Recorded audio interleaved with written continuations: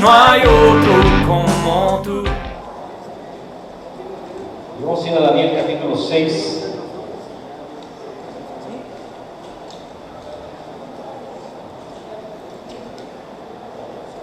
Y cuando tengan, digan amén. Pareció bien a Darío constituir sobre el reino 120 sátrapas que gobernasen en todo el reino, y sobre ellos 3 gobernadores, de los cuales Daniel era uno, a quienes estos sátrapas diesen cuenta, para que el rey no fuese perjudicado. Pero Daniel mismo era superior a estos sátrapas y gobernadores, porque había en él un espíritu superior, y el rey pensó en ponerlo sobre todo el reino. Entonces los gobernadores y sátrapas buscaban ocasión para acusar a Daniel en lo relacionado al reino, mas no podían. Diga conmigo, no podían. Gracias. Mas no podían hallar ocasión alguna o falla, porque él era fiel. Díganlo conmigo, porque él era fiel, y ningún vicio, díganlo, ni falta fue hallada en él. Porque él era fiel y ningún vicio ni falta fue hallado en él. Entonces dijeron aquellos hombres: no hallaremos contra este Daniel ocasión alguna para acusarle, si no lo hallamos contra él en relación con la ley de su Dios. O sea, su fe, ¿verdad? La fe de Daniel. Entonces estos gobernadores y sátrapas se juntaron delante del rey y le dijeron así: Rey Darío, para siempre vive. Todos los gobernadores del reino, magistrados, sátrapas, príncipes y capitanes han acordado por consejo que promulgues un edicto real y lo confirmes, que cualquiera que en el espacio de 30 días demande petición de cualquier dios u hombre fuera de ti, oh rey, sea echado en el foso de los leones. Ahora, oh rey, confirma el edicto y fírmalo para que no pueda ser revocado, conforme a la ley de Media y de Persia, la cual no puede ser abrogada. Firmó pues el rey Darío el edicto y la publicación. Cuando Daniel supo, ponga atención en este versículo 10, cuando Daniel supo que el edicto había sido firmado, entró en su casa y, abiertas las ventanas de su cámara que daban hacia Jerusalén, se arrodillaba 3 veces al día y oraba y daba gracias delante de su Dios, como lo solía hacer antes. Entonces se juntaron aquellos hombres y hallaron a Daniel orando y rogando en presencia de su Dios. Fueron luego ante el rey y le hablaron del edicto real. ¿No has confirmado el edicto que cualquiera que en el espacio de 30 días pida a cualquier dios o hombre fuera de ti, oh rey, sea echado en el foso de los leones? Respondió el rey diciendo: verdad es, conforme a la ley de Media y de Persia, la cual no puede ser abrogada. Entonces respondieron y dijeron delante del rey: Daniel, que es de los hijos de los cautivos de Judá, no te respeta a ti, oh rey, ni acata el edicto que confirmaste, sino que 3 veces al día hace su petición. Cuando el rey oyó el asunto, le pesó en gran manera y resolvió librar a Daniel, y hasta la puesta del sol trabajó para librarle. Pero aquellos hombres rodearon al rey y le dijeron: sepas, oh rey, que es ley de Media y de Persia que ningún edicto u ordenanza que el rey confirme puede ser abrogado. Entonces el rey mandó y trajeron a Daniel y le echaron en el foso de los leones. Y el rey dijo a Daniel: el Dios tuyo, a quien tú continuamente sirves, él te libre. Y fue traída una piedra y puesta sobre la puerta del foso, la cual selló el rey con su anillo y con el anillo de sus príncipes, para que la cuerda acerca de Daniel no se alterase. Luego el rey se fue a su palacio y se acostó, ayunó, ni instrumentos de música fueron traídos delante de él, y se le fue el sueño.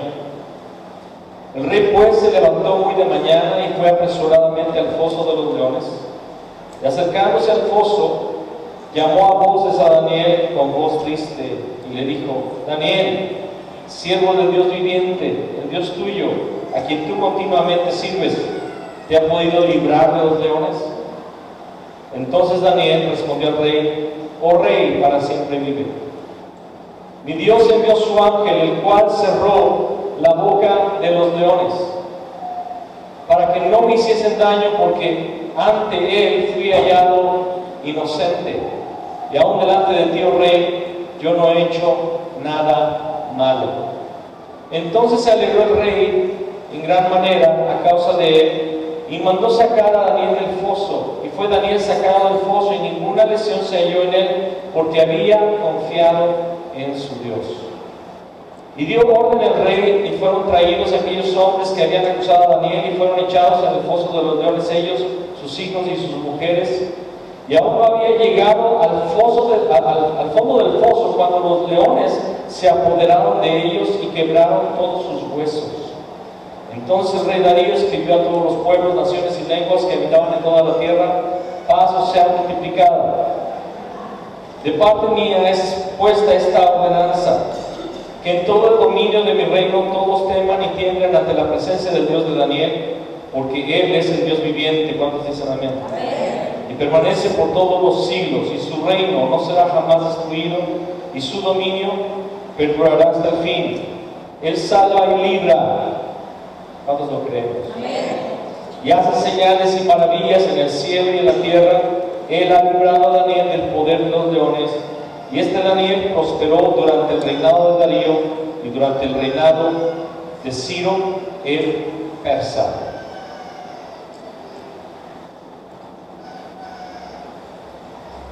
Vamos a orar. Padre, te damos gracias por tu palabra que nos alienta, que nos da fuerza, que nos da paz y esperanza. Señor, ayúdanos a entender que es necesario que a través de muchas tribulaciones entremos a tu reino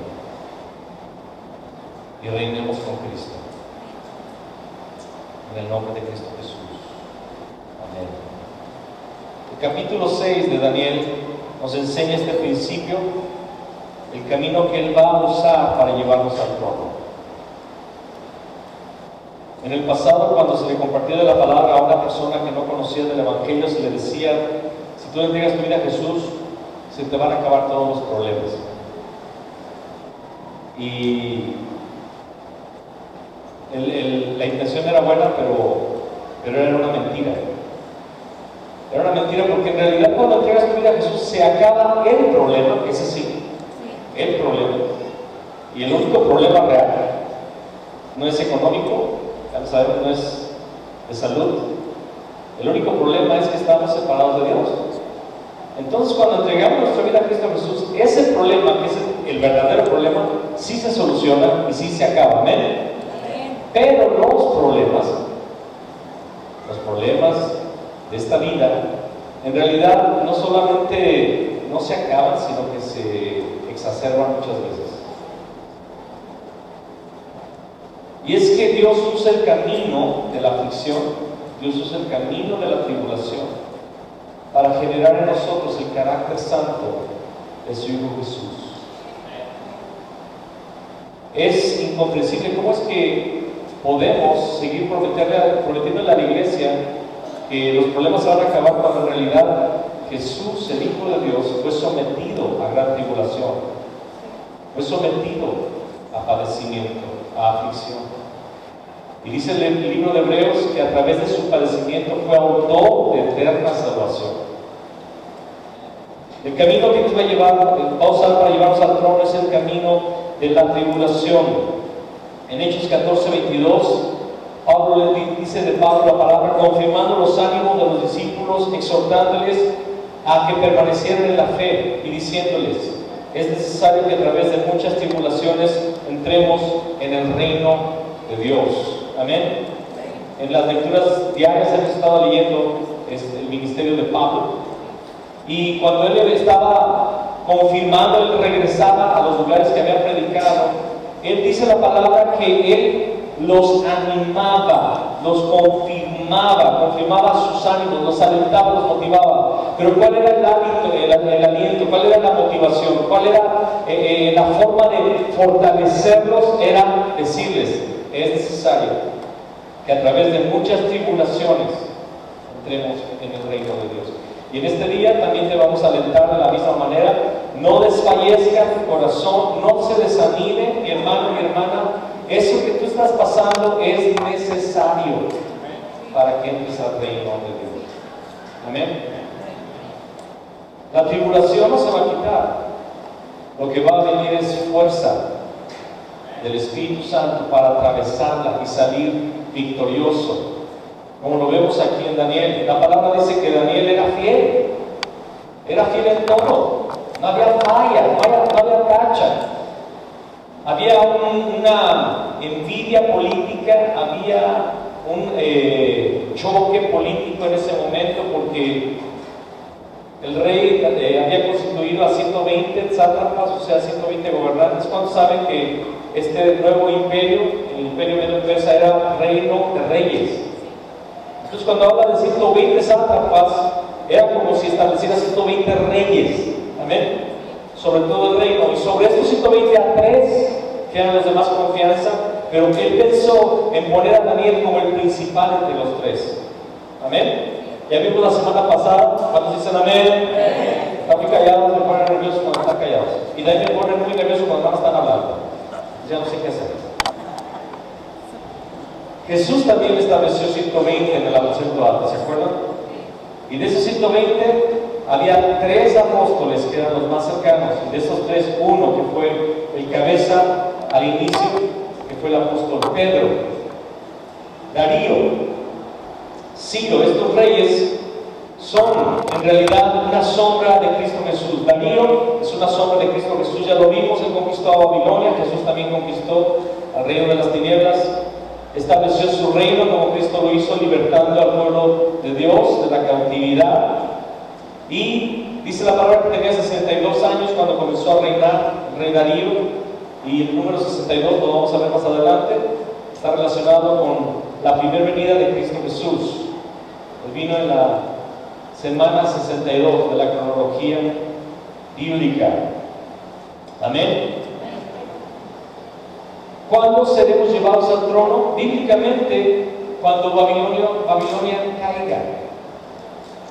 Daniel fue puesto en el trono cuando Babilonia cayó, cuando Belsasar cae y cuando Darío toma el reino, entonces Daniel es llevado al trono. Apocalipsis 18, no lo busques, pero dice la palabra que cuando se escucha la voz, ha caído la gran Babilonia, la gran ramera, de la cual bebían de su vino todas las naciones de la tierra, de sus fornicaciones ha caído.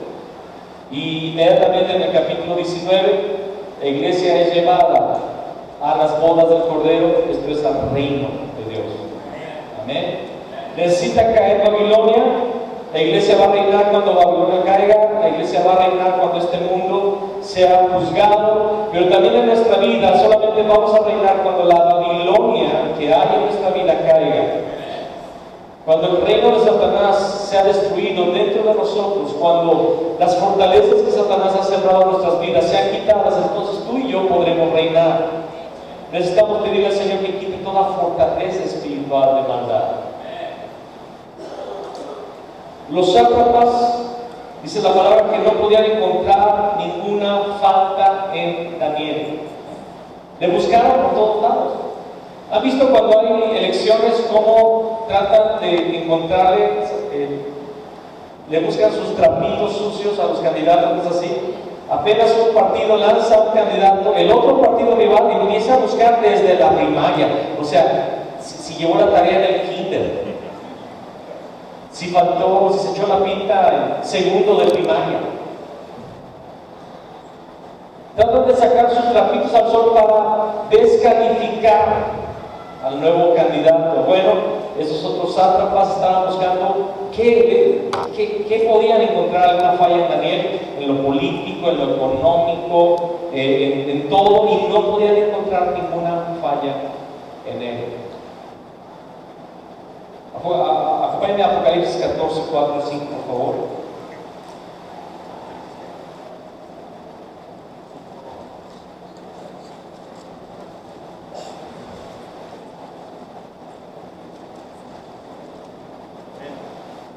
Estos son los que no se han contaminado con mujeres, pues son vírgenes. Son los que siguen al Cordero por donde quiera que va. Estos fueron redimidos entre los hombres como primicias para Dios y para el Cordero. En sus bocas no fue hallada mentira, pues son sin mancha delante de Dios. Son sin mancha delante del trono de Dios. Dios está buscando hombres fieles. Dios está buscando hombres que no sean hombres y mujeres que no se contaminan con este mundo. Amén.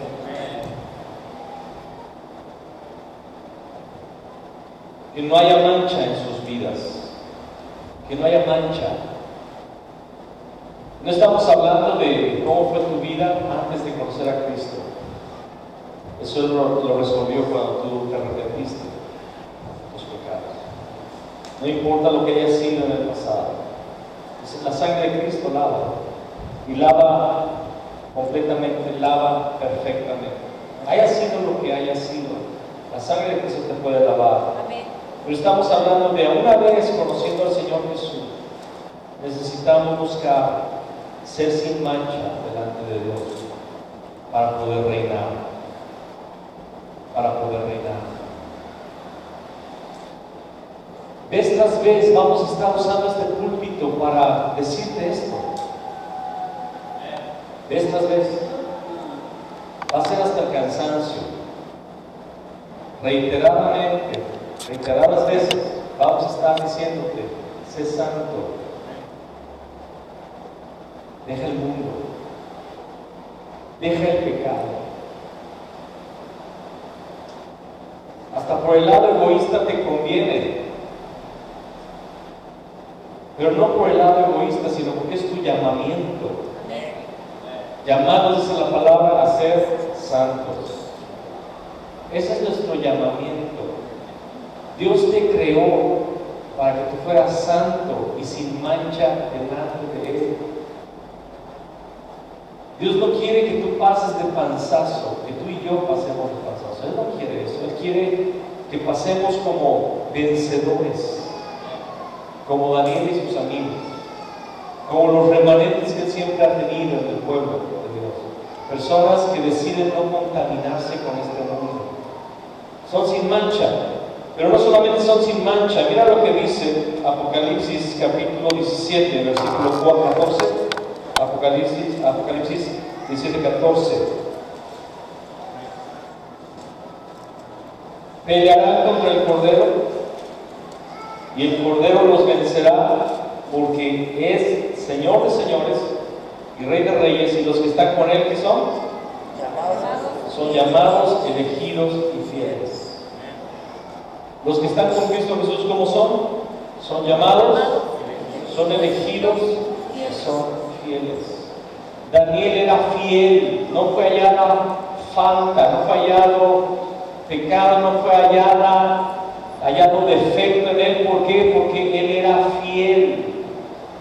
¿En qué fue fiel Daniel? Primeramente lo vemos ahí en el capítulo 6. Daniel fue fiel en su ministerio sacerdotal. Diga conmigo, ministerio sacerdotal. Y lo hemos hablado muchas veces. Todos somos llamados al sacerdocio espiritual. Amén. El pastor o los pastores que aquí predicamos no somos más, nuestro llamamiento no es mayor del tuyo. También junto contigo somos llamados a ser sacerdotes delante de Dios. Somos pastores, tenemos un llamamiento para ustedes, pero en lo colectivo todos somos sacerdotes delante de Dios. La mentalidad católica mexicana es que hay un sacerdotito, ¿verdad?, que es muy santo, y él sí puede ir delante de Dios, y los demás somos una bola de changos pecadores que necesitamos confesarnos con él. Esa es mentalidad de mentira. Eso es mentira. Todos somos, por la sangre de Cristo Jesús, sacerdotes. Amén. Y dice la palabra que cuando pecamos, confesamos unos a nosotros vuestras ofensas, para que seáis sanados. Amén. Y podemos ir delante de Dios. Daniel era fiel en su ministerio sacerdotal. 3 veces al día oraba delante de Dios. Daniel conocía del holocausto continuo del tabernáculo de David. Dice la palabra que cuando escuchó el edicto, entró en su cámara, abrió las ventanas que daban hacia Jerusalén y, como acostumbraba, 3 veces al día daba gracias delante del Señor. Era su costumbre. Él ministraba delante de Dios. Muchas veces imaginamos a Daniel interpretando sueños y teniendo visiones toda su vida, pero si te das cuenta, de sus 90, 100 años, solamente fueron pocas las ocasiones que él tuvo visiones. Él interpretó el sueño de Nabucodonosor en el capítulo 2, ¿verdad? Luego tuvo visiones en el capítulo 7 y el capítulo 9, bueno, hasta el capítulo 2, pero son pocos los momentos donde vemos a Daniel entrar en acción durante varias décadas. El libro de Daniel, que tiene 12 capítulos, en realidad no son 12 capítulos, es una vida de alrededor de 100 años. Pero lo que lo llevó a ser eficaz en los momentos decisivos fue su constancia diaria en buscar al Señor. Tal vez tú y yo no vamos a estar profetizando todos los días, haciendo señales y milagros, siendo usados poderosamente para cosas asombrosas todos los días, pero va a llegar el día en el cual tú tienes que estar preparado para el momento y la ocasión. Como Daniel, como acostumbraba, oraba 3 veces al día. Él era fiel en su ministerio sacerdotal delante del Señor. ¿Cuántos estamos siendo fieles en buscar al Señor todos los días?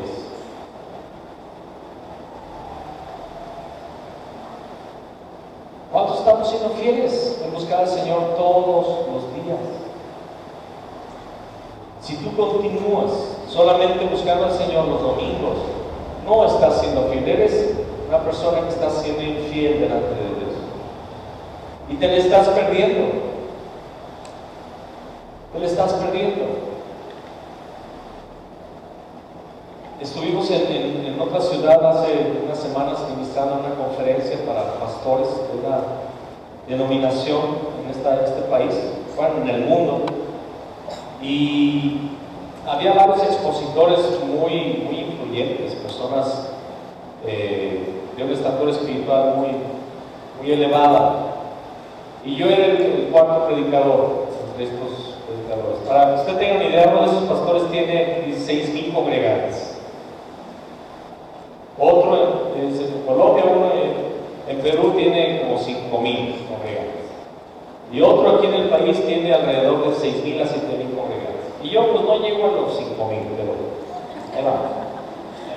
No quiero mostrarles las multitudes aquí porque luego se desmayan. Pero estábamos ahí y la predicación de todos los hermanos fue una bendición. Yo fui muy edificado, recibí muchas cosas de Dios, pero cuando nos toca ministrar, al Señor me puso en mi corazón hablar a los pastores lo siguiente, que muchas veces estamos buscando tips o recetas, o ¿cómo puedo decir? Estrategias para que el ministerio ande, para que el ministerio crezca, pero no hay mejor estrategia que la oración. Es tan sencillo. Hermanos, mejor estrategia para lo espiritual y para tu día a día, en tu trabajo, en tu matrimonio, en tu escuela, en donde sea. ¿Quieres ser exitoso en lo que haces? Cómprate el libro 20 secretos para hacerte rico. ¿Has visto esos libros? Siempre que paso por la librería ahí de Walmart, hay un chorro de libros. ¿Cómo ser rico? Principios para la riqueza. ¿Quieres saber cuál es el principio más grande para todo éxito en la vida? Busca el rostro de Dios.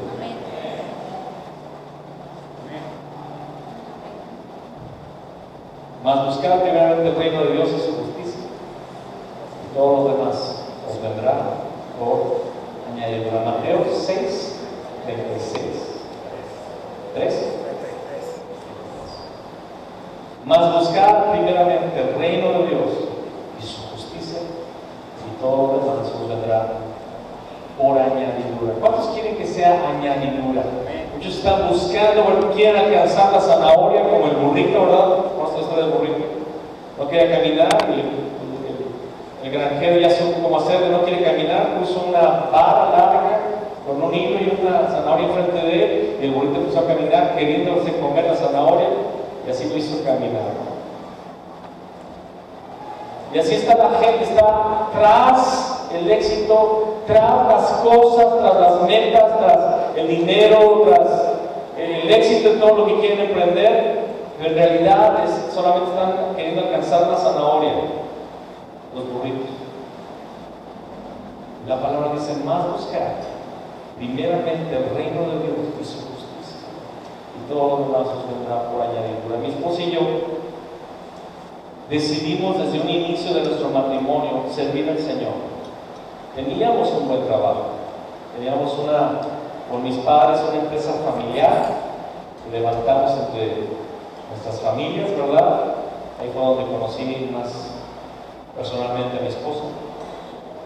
Me gustó como para pastora y la llamé al ministerio. Pero cuando empezamos a servir al Señor teníamos trabajo, teníamos nuestras entradas y fuimos invitados a dejar el trabajo por un salario inferior y decidimos servir al Señor.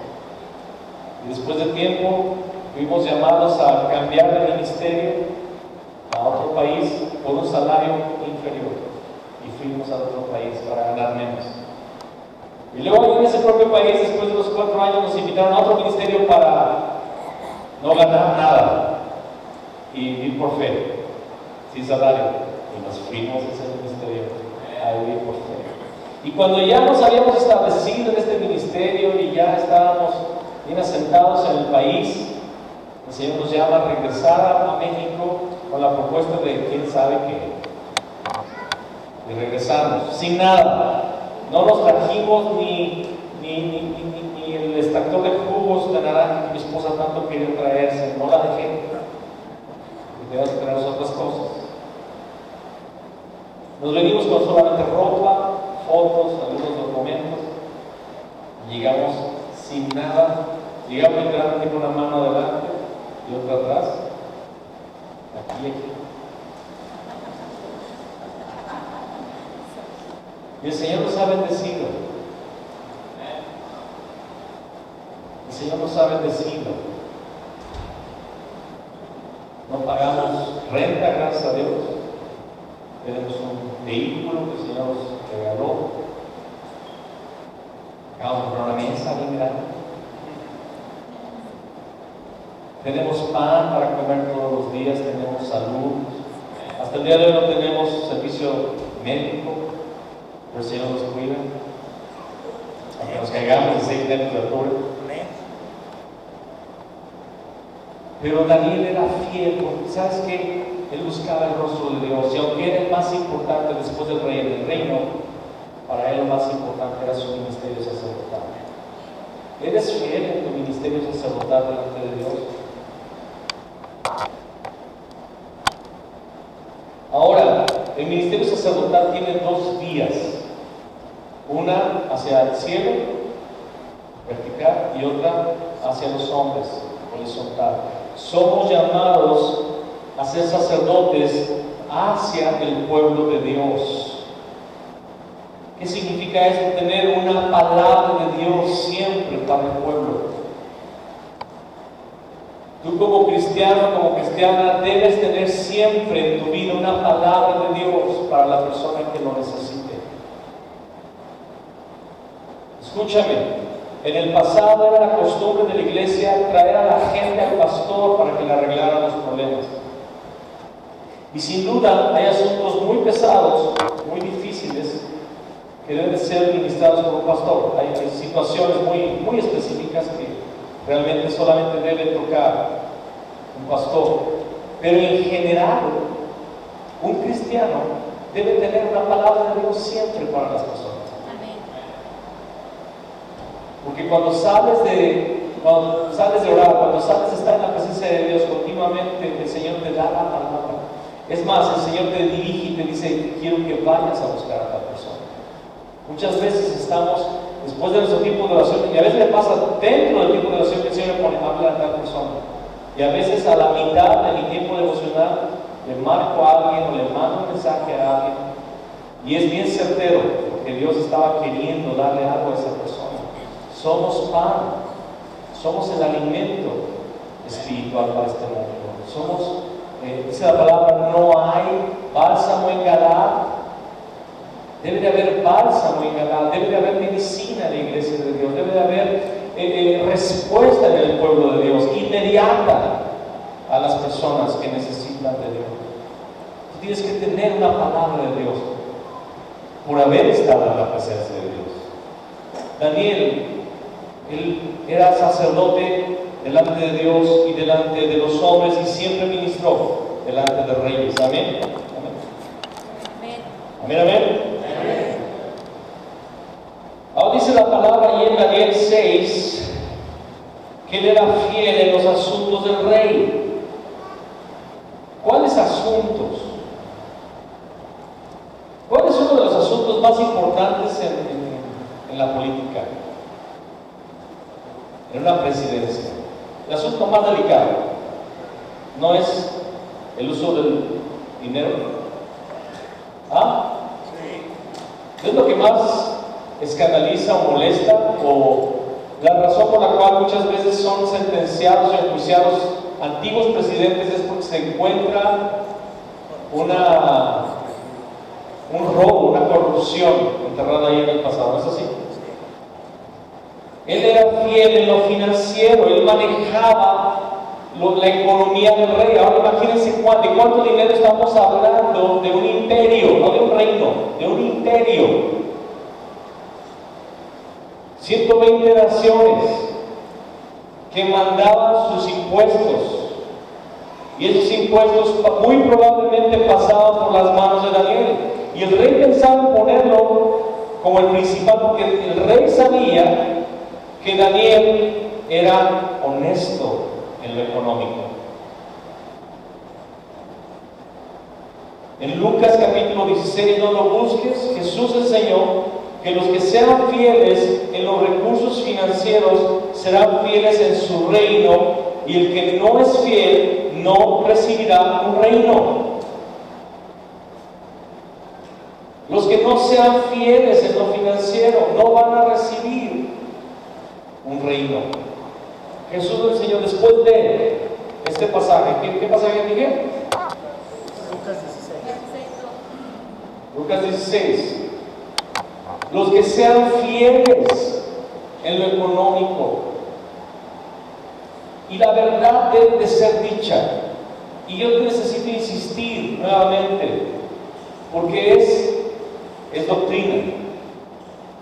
Y porque es por tu propia bendición. Hermanos, el asunto de diezmos y ofrendas es vital en tu vida espiritual. Las personas que no han tenido victoria en su vida de ser fieles en diezmos y ofrendas, las personas que no han tenido éxito en ser fieles en diezmos y ofrendas, no tendrán éxito en muchas otras cosas. Tal vez tú serás salvo, pero no vas a ser llamado a reinar. No vas a ser una persona de confianza. No vas a aplicar, no vas a poder pasar la prueba delante de Dios. ¿Sabes? El asunto de diezmos y ofrendas, Dios lo dio desde tiempo antes que la ley fuera dada al pueblo de Israel. Mucho tiempo antes. Los hombres de fe, que todavía no recibían leyes, estatutos y preceptos, inmediatamente cuando presenciaron a Dios, cuando estuvieron delante de Dios, lo primero que surgió en ellos fue un compromiso de darle al Señor. Jacob, él todavía no conocía a Dios de sus padres, era un hombre bien torcido, bien chueco, mentiroso, tramposo, era deshonesto, y se encuentra huyendo de su hermano porque le hizo una tranza, le robó la primogenitura y le robó la bendición de su padre. Está huyendo por tranza, y en Betel tiene una visión, se encuentra con Dios, y cuando despierta se da cuenta que era el lugar de la presencia de Dios, y él dijo: si me bendices y me proteges, el diezmo apartaré. ¿Quién le habló de diezmo? ¿En dónde está? La ley de Moisés faltaban cientos de años para que llegara y él dijo, voy a apartar el 10% de todo lo que yo reciba para ti. Abraham acaba de arriesgar su propia vida con 360 personas de su casa para derrotar a 4 reyes, los reinos de Babilonia y de Asiria. Los derrota con el respaldo de Dios, recupera a la gente y no solamente a la gente, sino que regresa con un botín muy grande. Y el rey de Sodoma le dice, pues quédate con los bienes, dan por lo menos la gente que se había sido llevada a cautiverio. Y Abraham le dice, no voy a tocar ninguna agujeta de lo que recuperé, todo lo que era tuyo te lo regreso, toda tu gente, todo lo del botín es tuyo. Pero se encuentra con Melquisedec, rey de Salem, la teofanía de Cristo Jesús, el sumo sacerdote Jesucristo, se le aparece en una aparición del Antiguo Testamento, esa palabra veteotestamentaria. ¿Han leído que se aparece el ángel de Jehová? Melquisedec. Dios mismo en Melquisedec se aparece. ¿Y qué es lo que hace Abraham? Aparte el diezmo y se lo da. Y cuando le da diezmo, ¿qué es lo que recibe Abraham? Pan y vino. ¿De qué nos habla el pan y el vino? De la cruz, de la salvación. Hermanos, diezmos y ofrendas está muy relacionado con la bendición de la salvación.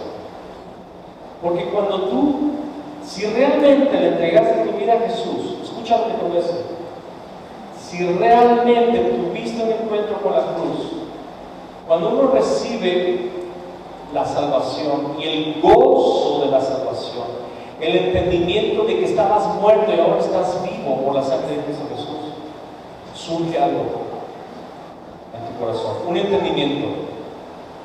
Yo soy de Él. Yo soy de Él. Yo le pertenezco. Todo lo que soy le pertenece. Así es que el cristiano verdadero no está dando solamente su diezmo. Él entiende que todo lo que Él es del Señor. Mi esposa y yo diezmamos y ofrendamos, pero ¿sabes? Entendemos que todo lo que tenemos y todo lo que somos es del Señor y está listo, está a la disposición del Señor, lo que sea, lo que pida, en cualquier momento. Y lo hemos hecho. Hemos regalado a la obra del Señor, creo que 5 carros en diferentes momentos. 4 o 5. 4 o 5. 4. Ya estoy agregando, no quiero mentir. 4. A la obra del Señor, porque no tenemos dinero, pero tenemos un coche. Fíjate, los pastores no damos ofrendas, damos coches. ¿Y sabes, no nos ha dolido? No, aquí están las llaves, pastor, y el pastor quiere quitarte las llaves de la ¿sabes? Suéltalo. No. Ha sido con gozo, ha sido un deleite, porque hemos dado al Señor y a su obra. Tal vez hay muchos aquí que todavía no son fieles a diezmar. Y voy a dejar el discurso de que nosotros no, ya ustedes saben, que no es por dinero que te estoy diciendo esto, es porque es bendición y es porque es mandamiento del Señor. Traed los diezmos al alfolí y haya alimento en mi casa, y probadme ahora en esto, si no os abriré las ventanas de los cielos y derramaré bendición hasta que sobreabunde. Reprenderé a la oruga, a la langosta, mi gran ejército que viene contra vosotros.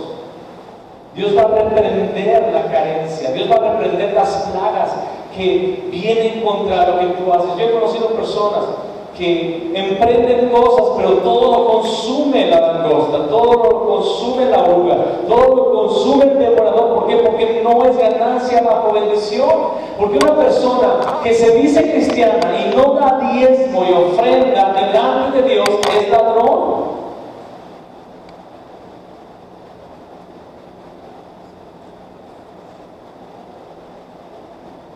Dice la palabra ahí en esta porción que te acabo de hablar de Malaquías: ¿robará el hombre a Dios? ¿Ustedes creen que el hombre le puede robar a Dios? Muchos van a decir, no, a Dios ¿quién le puede robar? Dios dice ahí, pues vosotros, la nación toda, me habéis robado. Hay gente que es ladrona, ¿así es la palabra? ¿Cartera? Dentro de la iglesia. Vienes aquí, venimos aquí, adoramos, levantamos las manos, pero le estamos robando a Dios. Y a la hora que tenemos que dar el diezmo y la ofrenda, venimos con un sobre que solamente tiene una limosna. Y quiero decirte, Dios no es limosnero. Y esto lo digo con celo por el Señor. Quiero que quede claro que mi esposa y yo, ni aún el pastor Arturo, la única que se da cuenta de lo que da cada persona, de los que pone su nombre, es nuestra tesorera, la hermana Juana, más conocida como Vana. Pero mi esposa y yo nunca me he puesto a ver cuánto da cada quien. Yo no sé cuánto da Germán, yo no sé cuánto da Valentín, no sé cuánto da Ben, no sé cuánto diezma Mari, yo no sé. No sé, y creo que si una vez quiero ver, voy a ver nada más, voy a investigar en cuanto a los servidores, tal vez, si Dios me llama a hacerlo, porque sí quiero saber que mis servidores no son ladrones. Imagínate un servidor aquí, si le robo a Dios, que no vaya a robarme a él. Una vez yo robé, tenía 7 años, en Salamanca. Mis papás estaban en una misión, se pusieron a platicar los hermanitos y dejaron el alfolí ahí con las ofrendas, y mi hermana y yo fuimos así, y agarramos. Y nos fuimos luego afuera, y nos fuimos a la tienda y regresamos con 2 barritas. Y mi hermana y yo con nuestras barritas. Y mi mamá me dice, ¿quién les dio cuáles barritas? Agarramos las ofrendas y nos llevaron al cuartito para ser ministrados, mi hermana y yo, y aprendimos a nunca robar. Fue la única vez que robé 2 ofrendas, y nada más fueron unos pesos, me alcanzó para unas barritas. Pero muchos de ustedes actúan como niños, robando. No vienes y sacas aquí del alfolí, pero sí lo sacas de aquí. Algo que le pertenece a Dios, tú lo tomas y te vas y te compras tus barritas.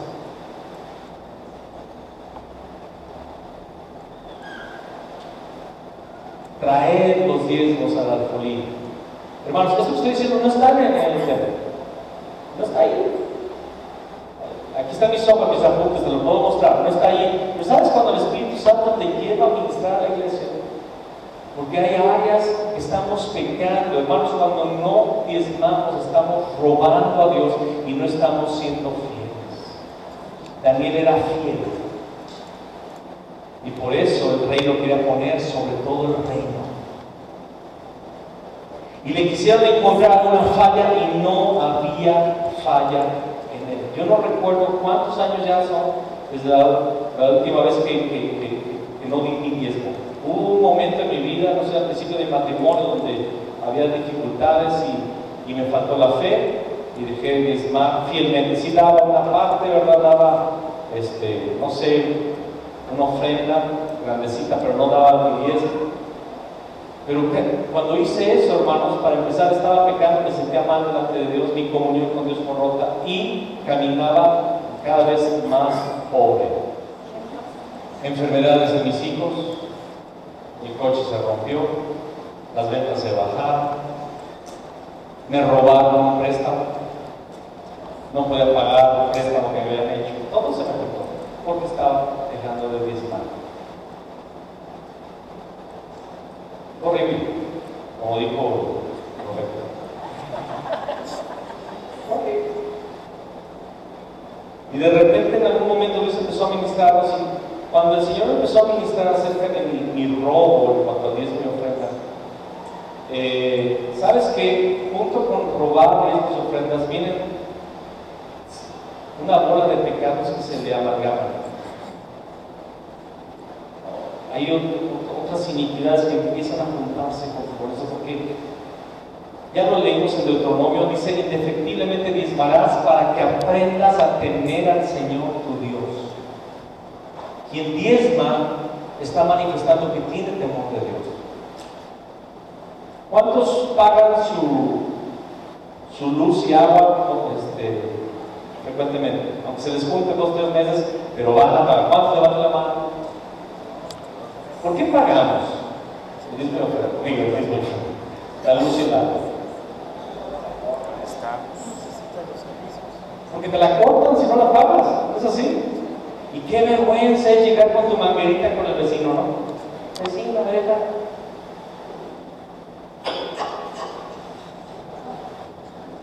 ¿A alguien le ha pasado eso? No sé que a nadie aquí, ¿no?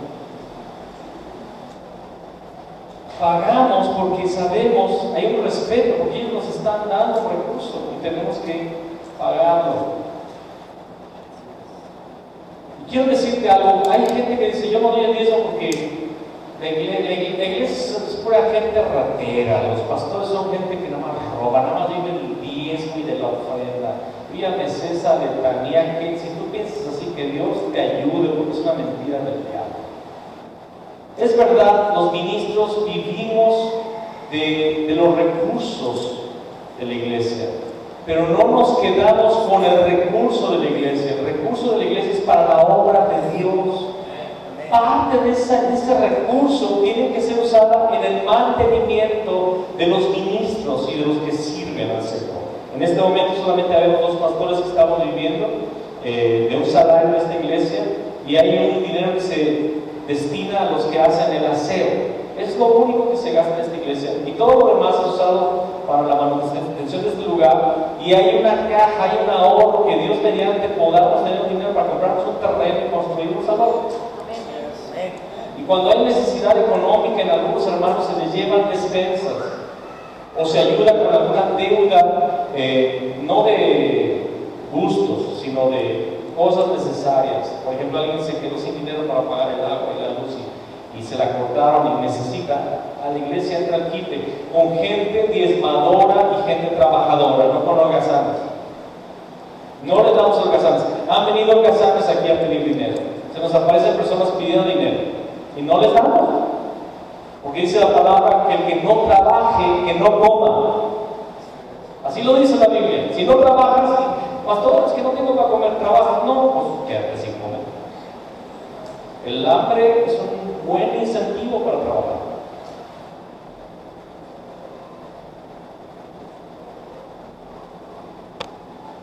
Hay gente que dice que le va mal. El otro día estaba aquí, una señora llegó con un bebé, con un escoba, y dijo: le barro su frente. Le dije: no, señora, ya no lo barre, gracias. Y se fue. Y el Espíritu Santo: ayúdale, es una mujer trabajadora. Ya en fin, alcancé, le di un dinerito ahí. Y le barro, no se preocupe, no lo barre. Pero me gustó que usted trabaja. Y ahí le barro. Gente trabajadora. Una vez el pastor Arturo Borja nos contó que en su iglesia llegó un hombre bien fortachón, bien ponchado así: pastor, necesito que me ayudes, que no tengo dinero para comer. Y teníamos bisazotes de esos que se ve que se hacen, que no naces con ellos. Yo hubiera querido nacer así, pero no. Le dijo, y la barra le dijo: así en fuerte, ¿cómo le haces? No, pues es que trabajo el cuerpo, pastor. Pues trabaja en la calle para mantenerse fuertecito. Mira, y se lo llevó con un hombre, no sé, no recuerdo el nombre, pero vamos a ponerle Chanito, un viejito cieguito que vendía sus muéganos y garapiñadas ahí a la puerta de la iglesia. Viejito, ya bien viejito, pero vendiendo sus chacharitas para alimentarse. Dice el pastor que siempre le compraba y le daba una moneda nada más a ese viejito porque era trabajador. Ese pastor Arturo Borges era bien gente, era bien gente, era barrio, era raza. Hay mucha gente que dice: no tengo dinero, y eres un ladrón, no das diezmos y ofrendas, y eres flojo, y quieres reinar. No encuentras trabajo porque nada más la quieres de jefe. Quieres ser el CEO. ¿Verdad? CEO. Yo platicando sobre todo con mi hijo que empezaba, hay algo que les meten en las carreras a los jóvenes, es que una mentira, que se van a comer al mundo en cuanto salgan. O sea, los que estudiaron para contador, los que estudiaron para licenciado, para administrador, arquitectos, van a salir de la universidad con una fila de personas de rodillas rogándoles que les hagan un proyecto. Por favor, es que sé que tú eres el mejor de la universidad, por favor, lleva mi contabilidad de mi empresa multimillonaria, por favor. No, señores. Se empieza de pasante, se empieza trayendo las pocas y los refrescos al jefe y haciéndole la barba. La buena, la santa. Venga, va la santa. ¿Cómo está mi jefecito chulo? ¿Qué vale traer? Pero hay muchos jóvenes que llegan al trabajo y dicen, pues yo no estudié para eso, y nada más quieren que traigan las pizzas, y que vaya por el niño al kinder, y que vaya por el sobrino que no sé qué. Eso no. Y todavía quieren decirle al jefe cómo debe dirigir la empresa. Ni sabe. Pero hay orgullo y luego dices ahí que eres cristiano. No digas que eres cristiano. No nos quemen. El cristiano es humilde, manso, trabajador, responsable, fiel, carismático, feo, fuerte, formal y fabián. Las 4 ejes. El cristiano es afable, tiene los frutos del Espíritu de Gálatas 5 y cacho. Gozo, paz, paciencia, benignidad, bondad, mansedumbre, templanza. Es una persona que propone y que busca, como le dijo la palabra de Dios. Dice, Jeremías dijo, cuando vayan a aquel pueblo al cual van a ser llevados cautivos, oren por la prosperidad y la paz de ese lugar, porque en ese lugar, si Dios le da paz y prosperidad, ustedes serán prosperados, ustedes tendrán paz. Pero hay muchos trabajadores que llegan al trabajo deseando y orando, Señor, que se caiga esta empresa, que le vaya mal. Si le va mal a la empresa, te va mal a ti, burro. Burra. Burra es una palabra del hebreo, burrajín, el examen, Pero hermanos, Daniel fue hallado fiel. Llegaba antes, trabajaba con ganas y se iba después. Y hasta se llevaba trabajo a casa. ¿Dónde está, hermano? Yo creo eso. No está allí. Yo creo que fue así. Y como José dice la palabra que cuando Potifar lo puso al cargo de todo, se dio cuenta que la mano de Dios estaba sobre él, que le dejó todo, porque Dios lo prosperaba. Todo lo que tocaba prosperaba. No quieres ser un empleado, un gerente, una persona así, que tu trabajo te ve como, este es mi patita de conejo, este es el que toca las cosas ese de oro, no recuerdo cómo se llama. Midas, ese es mi Midas. Trátenmelo bien, hay que aumentarle el salario para que no se me quiera ir a otro lugar y siga aquí conmigo.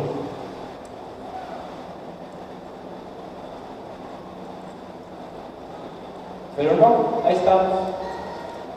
En el pasado también ser cristiano era sinónimo de ser pobre. Éramos los pobres, los pordioseritos.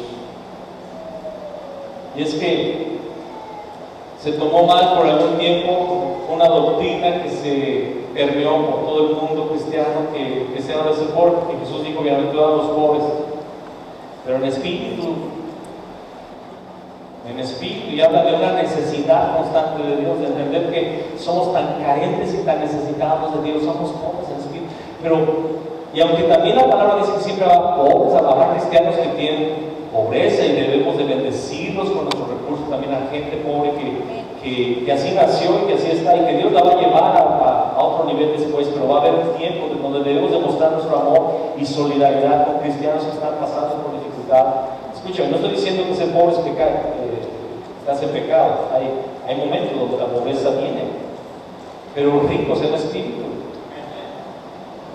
Pero hubo un tiempo donde se pensaba que ser cristiano era ser pobre, y hermanos, no es así. Ahora, ¿qué es pobreza? Pobreza no significa que el no tener coche ya eres pobre.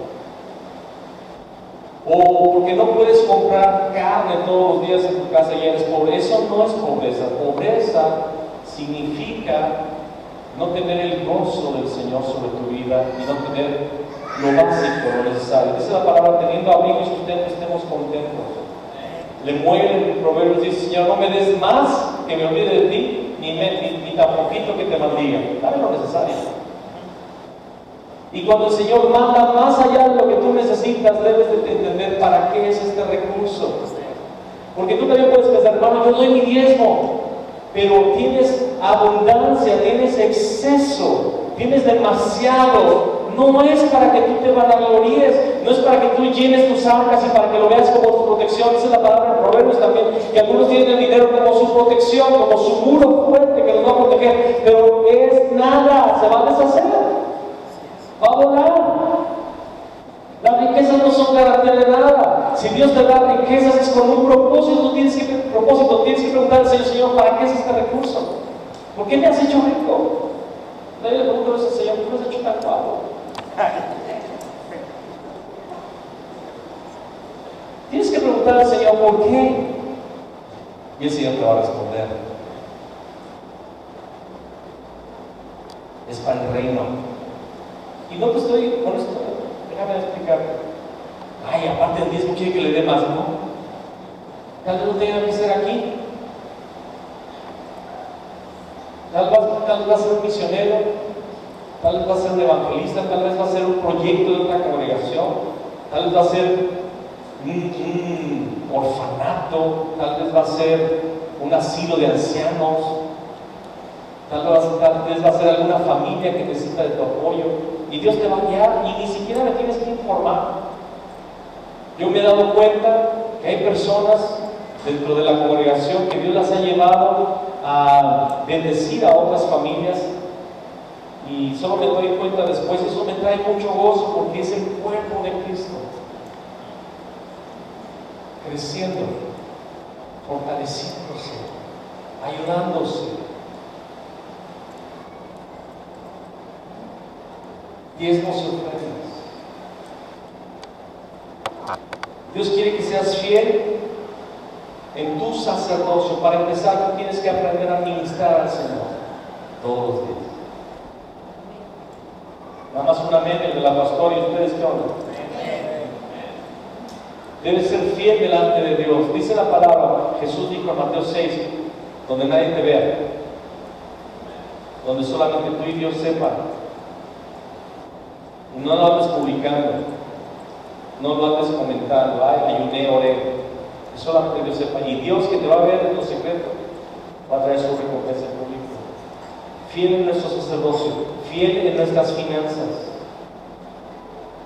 dando el diezmo y la ofrenda.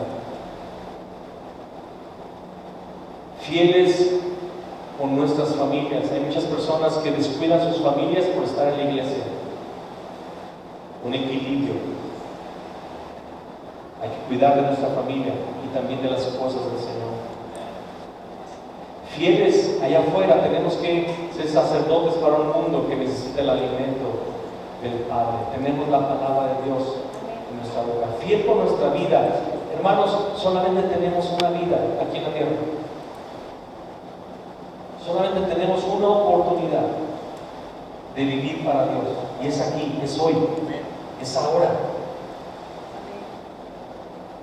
Que un día en tu escuela pregunten: ese joven, ¿por qué es así? Es ejemplar. Es que es cristiano. Que un día en tu trabajo pregunten: ¿este parece marciano? Parece que la empresa es de él. Le echa más ganas hasta que el patrón. ¿Por qué es así? Es que es cristiano. Porque lo hace para Dios. Que los cristianos seamos gente deseada, buscada. Hoy día ni recomendamos a los cristianos. oye, ¿conoce un fontanero que tiene sobre la iglesia? No, y lo recomiendo. Me dejó mal las cosas y las dejó a la mitad. Un mecánico, no, en la iglesia tranza. Dice que le falta, pero lo vuelve a poner, lo agarra, lo vuelve a poner y lo cobra como bueno. No fue hallada mancha, no fue hallada falla, era fiel. Y aunque era fiel, encontraron una trampa para tendérsela. Lo metieron al foso de los leones y parecía su fin. Y dice la palabra del Señor que Darío toda la noche estuvo angustiado. Al día siguiente, muy temprano, fue a donde estaba el foso con la piedra y con el sello y gritó: Daniel, Daniel, aquel Dios a quien tú constantemente sirves te pudo librar de la boca de los leones. Y Daniel dijo: ¡Rey! Estoy bien. El Señor cerró la boca de los leones. Y eran leones con hambre, porque después, cuando echaron a los enemigos, dice que todavía no habían alcanzado a tocar el suelo cuando ya los leones habían roto los huesos de los enemigos de Daniel. Tenían hambre, pero los ángeles habían llegado en esa noche y habían agarrado a los leones quietos. Mañana va a haber carne fresca. No la rancia de este Daniel, estaba viejito, ¿verdad? No va a ser hueso seco, va a ser hueso con médula. Aguántense, mañana. Vamos a orar por los alimentos de mañana. Ahí estaba Daniel, yo creo que está jugando con ellos como si fueran gatitos. El Señor me libró. El Señor me libró. Un milagro. Y una vez más, ese milagro en la vida de Daniel sirvió para que Darío testificara que Jesús es el Rey de Reyes, el Señor de los Señores, y que no hay otro Dios fuera. Dios te va a honrar. Escúchame, hermano. Dios te va a honrar si tú eres fiel. Repito, hay unos que tienen miedo de ser fieles en diezmos y ofrendas. Dios te va a honrar. Dios te va a bendecir.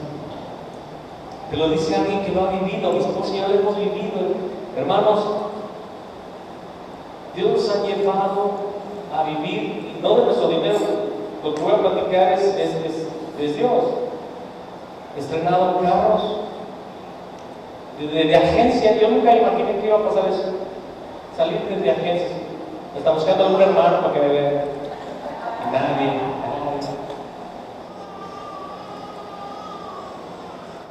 Lugares así bien espectaculares. Acabamos de estar en el Hilton de Guadalajara. Viajes y todo esto. Todo de trabajo, pero Dios honrándonos. Y la verdad es que semana a semana solamente nos llega lo de la semana. Y a la semana ya se acabó. Pero Dios nos ha honrado. Y ¿sabes qué es lo más precioso? Que nos ha dado para dar. Podemos dar y ayudar y bendecir. Y lo más precioso de la economía en la vida cristiana es, o sea, Pablo lo dijo, se lo dijo ahí a los cristianos, creo de Troas, no recuerdo, les dijo, como dijo nuestro Señor Jesús. Es la única mención de Pablo de Jesús que no se ve en los evangelios. Esto que dijo Jesús no aparece en los evangelios sinópticos, pero Pablo dice, como nuestro Señor Jesús también nos enseñó que más bienaventurado es dar que recibir. Hay una dicha en dar. Darle al Señor y darle a los demás es un gozo. Ver cómo la persona que estaba con una necesidad sale bien contenta porque tú fuiste el instrumento para suplir esa necesidad. Tú fuiste el instrumento. Es un gozo. Es un gozo. Y muchos no han experimentado ese gozo porque el dinero los tiene a ellos. El temor a la pobreza. El temor a que les falte. Hay personas que dicen, hermanos, yo recibo muy poco. ¿Cómo le voy a dar el diezmo si lo que tengo es muy poco? Acuérdate de la viuda de Sarepta. Elías le dijo, haz primero para mí y después haz para ti. Y se iban a morir, ya nada más tenía un puñado de harina y un poco de aceite. Y le dice el profeta, ¿tienes algo de comer? Nada más tengo un poquito. De hecho estaba buscando una leñita para hacernos un panecito para mí y después dejarnos morir. Y el profeta le dice, haz primero para mí. ¿Cómo es que el pastor me pide que dé el diezmo cuando no me recibo tan poquito? Haz primero para mí. Dale primero al Señor. ¿Qué hubiera pasado si la viuda le hubiera dicho, estás loco, profeta loco? Salte de aquí, voy a hacer lo poquito para nosotros, nos vamos a dejar morir si hubiera muerto. Pero dice la palabra que la viuda le cocina la tortita. Era Elías, ¿verdad? Y Elías empieza a comer sabroso, y cuando va la viudita a ver, hay más harina, y hay más aceite, y vuelve a hacer, y hace más, y sigue por 3 años. Dice la palabra que el aceite no cesó, ni la harina escaseó, y dar en fe trajo provisión sobrenatural para esa viuda. Tal vez tú estás ahorita con temor de estas palabras y tú dices, no, es un vividor ese pastor, está queriendo sacarme mi dinero. Para comenzar, tenemos 13 años de congregación y esta iglesia que ha permanecido en todo el tiempo sabe que el acento de esta iglesia no es dinero. Nunca lo ha sido. Nunca ha sido el acento de esta iglesia. Pero la iglesia debe de enseñar de finanzas. Porque el no hacerlo es pecado. Los pastores debemos enseñar bien al rebaño. ¿Y saben qué, hermanos? Yo quiero ver gente próspera. Que llega pobre y prospera. Y prospera para hacer una manifestación del reino de Dios en la tierra. Y prospera para extender el reino de Dios. Y prospera para llevarle a los que necesitan. Y prospera para hacer crecer el evangelio, para evangelizar esta ciudad. Y una iglesia que es fiel y diligente y que Dios es honrado con tu nombre donde tú estás. Yo deseo una iglesia llena de personas prósperas en todo, dice la palabra. Yo deseo que seas prosperado en todo, así como prospera tu alma. Es que el evangelio toca todo, no solo lo espiritual, también lo físico, también lo emocional, también lo económico. El evangelio lo toca todo. Amén. Vamos a celebrar la cena del Señor.